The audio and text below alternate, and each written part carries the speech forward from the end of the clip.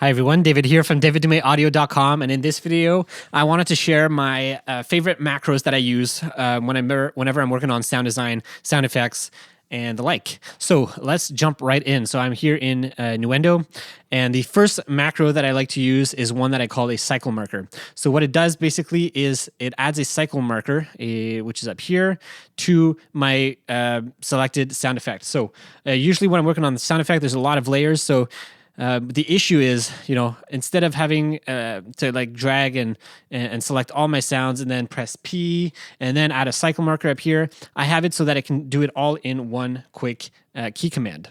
So I can just click on it and so what I do, here you go. So I just click on the first sound in my sound effect. So at the very top here, I press the cycle marker key command here that I have set up, and then bam, it sets up a key command. It sets up a cycle marker around all of the sound effects that I have set up here. So how does this work? Well, let me open it up here. And this is my key command window, which you can also find by going to Edit and Key Commands. This is for Nuendo and Cubase. This is how it works. And mine is down here. So I actually have two of these set up. So I'll show you both of them. This is the first one here. And what I'm doing is when I select the first one is then after that, I navigate and add down. So what that means is I'm selecting the first one here, and then I'm adding the next ones all the way down. So I just, it adds all the layers in that one sound effect like this. So all it is, if I was doing it on the keyboard, is basically holding Shift and then pressing down on the arrow just to select everything. So I'll open this back up.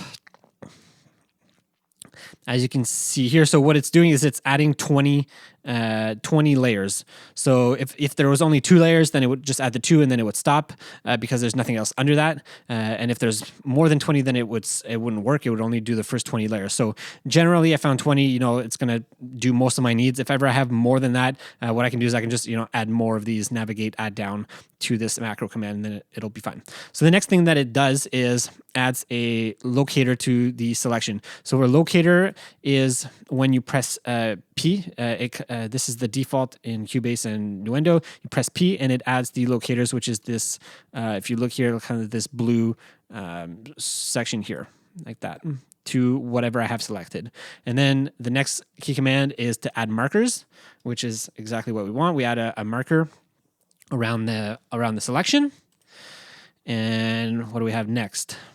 Next is it navigates to the right and then puts a locator around the next selection. So let's say this was here, I'll do a new one here to show you guys. So let's say I had a bunch of sound effects just like this, all created like this. So if I press my key command, you'll see here, I'm just clicking the first one. I press the key command, and then it adds a marker. It goes to the next one. I can press the button again, adds a marker. It goes to the next one. So I can just press the button a lot of times, and it's just going to keep on adding markers, which is great because I can go really fast and just add a lot of markers. And then the reason why I wanted this key command is then I can just go into my audio mixdown. I can select my cycle markers and then just export those sound effects separately, just like that. So that is the first key command. Now there's a few issues with the key command, a few restrictions. One is, here we go. One is, like I said, right now I only have it to add 20 layers or 20 tracks. So I can only go down to 20. After that, it won't select anything else, right? So again, I said I can add more, but just because I know that 20 is well within what I normally work with. Like I don't normally create things that are more than 20 layers, but if there is, I can always add more. So that's the first thing. The second thing is this only works if it is the last thing in my project. So if this is the last sound effect in my project. So as you notice here, this sound effect here, there's nothing else underneath it, right? I have no other tracks, nothing underneath it. And that's why it works. If I was going to do up here, this is the first sound effect up here. This is the second sound effect I have set up. And this is the third. So if I'm starting at the very top up here and I press it, you'll see that it actually selected everything all the way down to the 20th track down here. And so the reason then is because it's starting at the top and then it's just going down 20 and then it's selecting everything, right? Without knowing where to stop. So that is the issue with it. So it works well whenever you have, like I showed before, if you just have things on one track like this that you want to export, you just can add a cycle marker really fast. It also works well if you're creating sound effects and they're all on the same track. So let's say I had these sound effects here and I was here like that, and they all had like this, and you're just maybe changing up the alignment or whatever, like this. You know, if I'm doing something like this, then yeah, that'll work well as well. You'll see here, bam, bam, bam. They all have their marker tracks surrounding the entire effect. So the only time it wouldn't work is when I had sound effects set up in this way, where I have one sound effect up here, next sound effect is down maybe in a few more tracks, and then the third one again to the right again to a few more tracks. So the way that I came about doing this, or a turnaround, is I created another cycle marker macro, and basically what it does is I can click on the top again, on the top sound effect, or the top layer, sorry, for the sound effect, and then when I click on the macro, it adds the marker track, and then it hides all the tracks underneath it. And then I can now go to my next sound effect, same thing, click on it, hides everything. Next one, click on it, whoops. So I click on it up here, and it hides everything, and it puts a cycle marker around it. And now what I can do is I can just show all of my tracks again, and now they're all set up. So this way I start from the bottom and I go all the way up. So that is kind of my workaround, and I'll show you guys what that macro looks like so you can see and maybe do it yourselves if you want to use it. So I actually just copy and pasted number 1 to number 2, and the only place I changed was right here. So right after insert cycle marker, I changed the channel and track visibility agents hide selected channels. So as soon as I add the cycle marker, then I hide the channels that I had selected. And then what it does, then what I do is I just go to the bottom of the next of the project and go to that sound effect and add locators there. So let me show you what that looks like. So it's not just me talking here. So what it would do is I would have something. So so what it does here, I click the first one, and then I would just select down to 20, and then it would press P to add a locator, and then just to show here, and then it would add a cycle marker, and then what it would do is it would hide selected tracks. Now once you're here, the next thing it does is it goes to the bottom of your project, which selects the bottom track here, and then I go right, so it selects that next sound effect, which is right here, right? So then once I'm there, I can just do the same thing. Oh, and sorry, then the last thing it does is add the locators to that track. Not necessary, but I just do it because it's nice. It shows me exactly where I'm at in my project. So that's what it does. And then once I do that, I just keep going, press the top one, and top one, the next one, and that's it. And then I can just show and hide all tracks.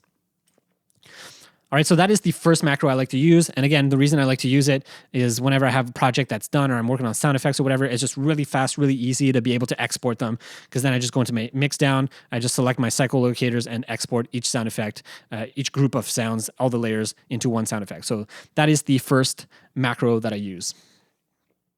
All right, the next macro that I used a lot whenever I'm just kind of generating sounds or like trying to come up with ideas or some sort of template or something. So I'm just going to show you guys what that might look like over here. So I'm just going to play, let's start over here. Let's say I have this sound, I'm just recording. And then maybe I'm creating another sound or something like that. Let's say that one, then I want that, and I record it, let's say.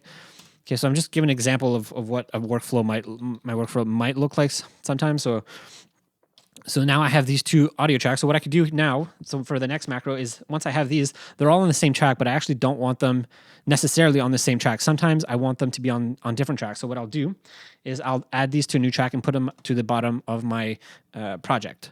So what you can see now is that the track moved from up here and move to the bottom of my project where the playback bar is.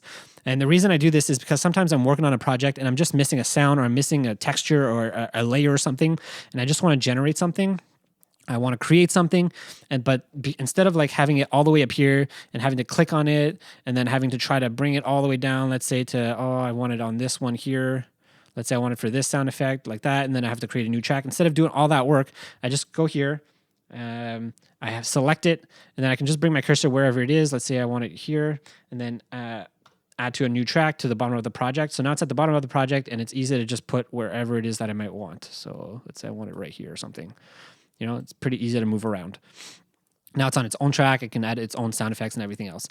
And then I can do, again, the same thing with this one. Add to the bottom. Whoops, didn't work that time, but there you go.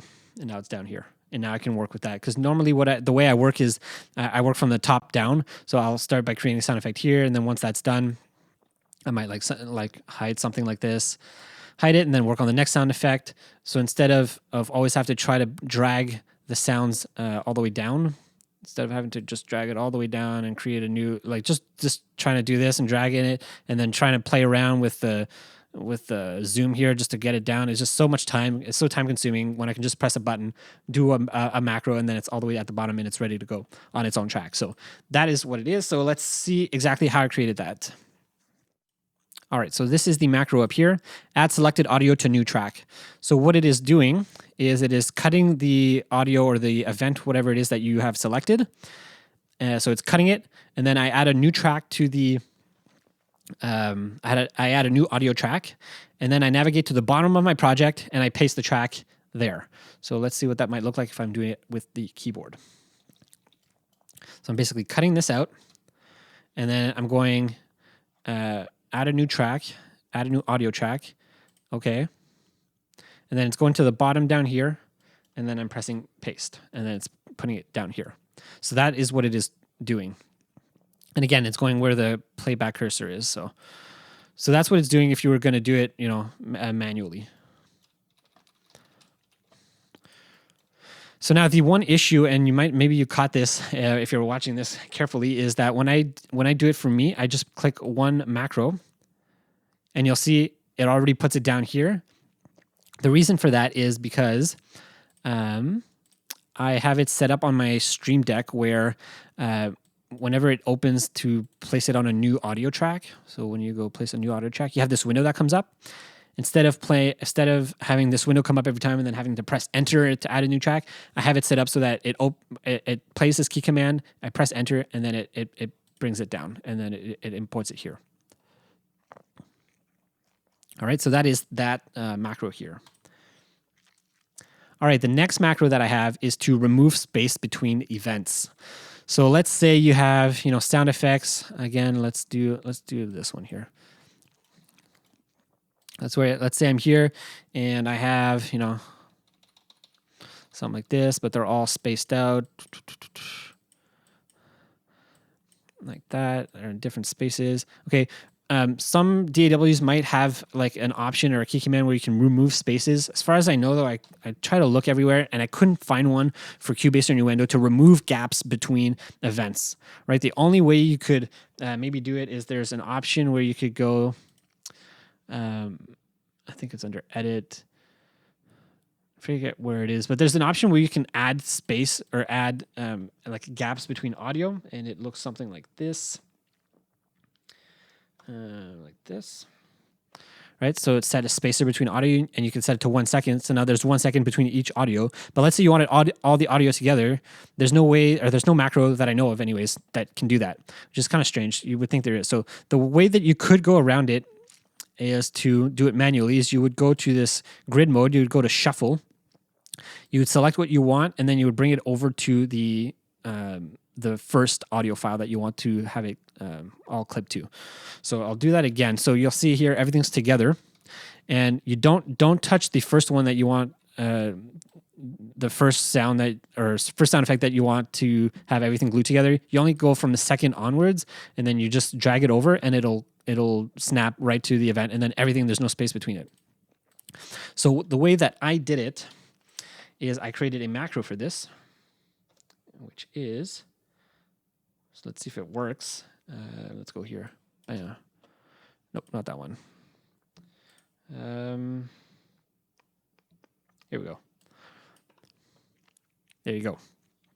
So this is the macro, and it clips everything to my play cursor. So if I undo that, go to my play cursor here, you'll see everything's over here. If I do it again though, everything's gonna move to the play cursor over here at the around 45, measure 45. So if I go to measure 37 and then do it again, oh no, never mind. It stays at exactly where it is, so that's good. I thought it moved, but no, it doesn't. So yeah, so let's see how I did that. All right, so the one the macro is this one, remove space between audio on selected track. That's the one I created. So it's a little bit long, but I'll kind of go about and explain it so you guys can have an idea of what it's doing exactly. So the first thing it does is it switches to the snap type, which is shuffle. So this is this up here that I showed you guys before. So right now, and normally when you're editing audio and MIDI and whatever else, usually it's on grid. And this is the default. So what it does first is I put it into shuffle so that I can go and bring all these together like this. Right, so first thing it's going to do, so it starts on grid and it's going to go over to shuffle. So let's see the next one.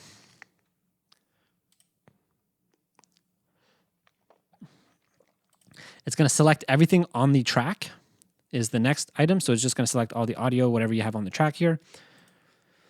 Locate, transport, locate, selection, start. So then it's going to do, for the transport here, it's going to go to the start. And now what we're going to do is we are going to duplicate everything. So we have everything selected and we're going to duplicate it. So if you want to see what that looks like, is you go to shuffle, selects everything, and then you duplicate. And what you're going to notice now is when you duplicate something and shuffle, it already snaps all together. And this is something I found out just by myself, just by playing around with it. And once I found that out, I was like, oh, okay, well, if it can duplicate and you can just snap it all together, then what I can do is I can figure out a way to delete the rest, and then I have this all set up. I can just bring it back to where it was, and then that's basically the macro right there. So let's keep it going. So so I select everything, I duplicate. Is this the right one here? No, this one. Duplicate, and then I cut the duplicate. So I cut the all the sounds that are already snapped together. And then I select all on the track again, which are my original selection. So it'd be these ones here that have the space between them. And then I delete these. And then I paste the cut audio there. So it would look something like this. So I would select this, go to shuffle, duplicate it, and then I cut it. And then I would select this, delete it, and then I'd paste my snap together audio here. Now if I go back, after that is done, so after that is done, I just go back into my grid mode, which is my default mode that I work at. And then I think I just move my markers back to where they are, if I'm not mistaken. So grid, and then I navigate left and right. So all that's doing is making sure that I'm back to where I began, which is on the first audio clip here. That's all it's doing. It's just a navigation thing. So it goes back here. So if I was going to show you again, it goes to grid, shuffle, I duplicate, I cut it, and then I select these, I delete, and then I paste what I duplicated, which is already snapped together, and then I go back to grid mode, and then I go back to my first item right here, right? And that is how I remove space between audio events. So a few restrictions on this one is this only works on one audio track, on the selected audio track. Like you can't do this across, different audio tracks. So let's say you had, I don't know, if you had something like, let's go down here. So let's bring these down here. So if you had something like this, and you wanted to remove the space between each of these, it wouldn't work. It would only work on one audio track at a time. So that's kind of the limitation of this. But yeah, so apart from that, it's pretty good, and it cuts everything and snaps it all together and removes all the gaps in the project. So that is the second macro that I use. Or sorry, that was the third one. Okay, so the fourth one, and this is going to be the last one for today, is to place all events at the start of a track. So the reason why you might want to do this is just to keep yourself organized. So all it's going to be is you take this and place at the start of the track. So let's go here and bam, like that. So it places everything at the beginning of the track. So if I have this here, I press my macro, puts everything at the beginning. So again, it doesn't get rid of all the audio silences, but if I want to do that, we've already gone through that macro. You can just go here, remove all gaps, bam, it's all set. And now if I wanted to export it really fast, I just put this all at the bottom, which is another macro that I have that we talked about. So I can put this at the bottom of my thing there again, and then my macros, bam, all of my markers are set. I can just go to export and these are set and ready to go, right? And it's really nicely organized. So let's talk about how to place all events at the beginning of the track. Let's see here. Where are we? All right, there you go. So we started off like this. So let's open it up. Key commands. Let's find it here. So place all events at project start. So all it's doing, this is a pretty simple one. I'm selecting all on the track. I'm cutting it, and then I'm bringing the transport, the cursor here, the transport, to the beginning, to the start of the project, and then I'm pressing paste. So if we're going to show what that looks like, I'm just going here, I'm selecting all, I'm cutting, and I'm going to the beginning of the project with the cursor, and then I'm pressing paste. Like that. And that's it. That's all that it's doing. So again, pretty simple, but very effective. So that's it. Those are the 4 macros that I use that I've created for myself. Feel free to kind of rip them off and use them for yourselves if you find them useful for your workflow, for what the work that you do. And yeah, that's basically it. I was going to show like a quick a workflow of how my work might look like, especially once I'm done my work. But I think I already did that. Like if I have this here and I want to remove all the silences, I can just go like that, and then I can place this at the beginning of the track, like here, and then I want to place this on a new track so it's at the bottom so I can like export them really fast. Again, I have that macro. Didn't work that time, but let's do it again. For some reason, it's not working. Anyways, let's do it here. Let's export. And then I get my macros here. So those are the 4 ones that I used. And it's really easy to just organize your project and really export, just export your sounds out really fast. So that's it. That's it for this video. Let me know if you guys found that useful, if you guys are going to use it. What macros do you guys use to speed up your workflow? I would love to know, and feel free to share in the comments with everyone. And that's it for now. Thanks for watching, and I'll see you guys in the next video. Bye.